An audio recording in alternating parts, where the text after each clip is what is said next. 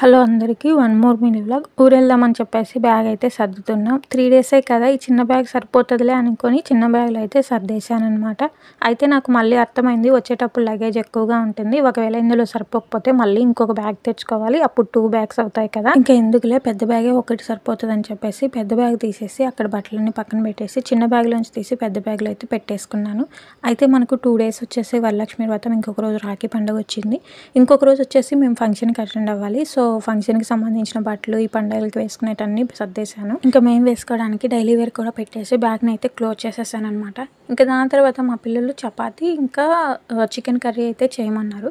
అయితే ధనియాల పొడి అయిపోయింది, సో ధనియాల పొడి వేపేసుకొని పక్కన పెట్టేసి చపాతీ పిండి కలపడం అయితే స్టార్ట్ చేసేసాను. చపాతీ పిండి కలిపి పక్కన పెట్టేశాను. ఆ లోపు నాకు ధనియాలు కూడా చల్లారిపోయాయి, ఇంకా అవి కూడా మిక్సీ పట్టేసి ఇంకా తర్వాత ఇంట్లో మాపు అంతా వేసేసాను అనమాట. నేను ఊరికి వెళ్ళేటప్పుడు ఎప్పుడైనా సరే మొత్తం గ్యాస్ కానీ లేదా బట్టలు కానీ ఏ ముంచను, అన్ని క్లీన్ చేసేసుకుంటాను. ఇంకా దాని తర్వాత చపాతీ చేసి పిల్లలకి ఇలా కర్రీ అయితే చేసేసాను. ఇంకా దాని తర్వాత మేము కూడా తినేసి బస్ కోసం అయితే వెయిట్ చేస్తూ ఉన్నాం అనమాట. నైట్ 11:30 వరకు వెయిట్ చేసాము. లాస్ట్ మినిట్లో బస్ అయితే దొరకలేదు, ఇంకా అక్కడే ఉండిపోయాం అనమాట. ఇలా ఎప్పుడైనా మీకు జరిగిందా? జరిగితే కామెంట్ చేసి ప్లీజ్ సబ్స్క్రైబ్.